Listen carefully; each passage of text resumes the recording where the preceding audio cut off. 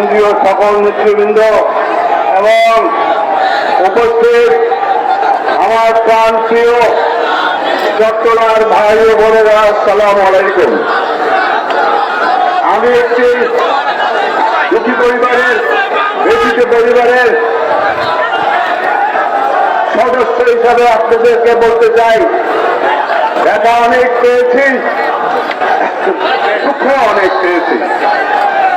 তাই বলে জাতীয়তাবাদী সৈনিকরা বাড়িতে নীরবে বসে থাকতে পারে না।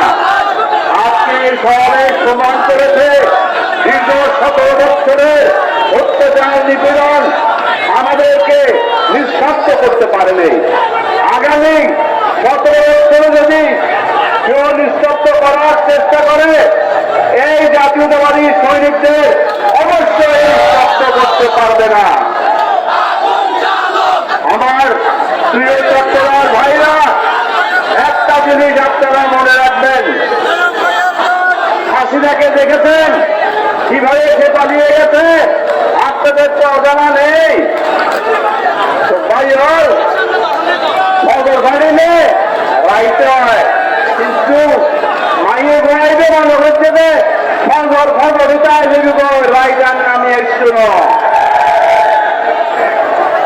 রাত এত গভীর রাত নেমে এসছে, সে কাউকে না বলে দেশ থেকে পালিয়ে গেছে।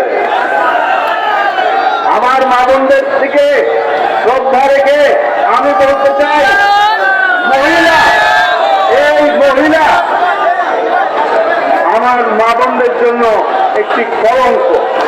ইতিহাসের পাতা আপনারা খুঁজে পাবেন না যে একটা মহিলা যে এত বড় স্বৈরাচার হতে পারে, এত মানুষ মারতে পারে, এত মানুষ গুম করতে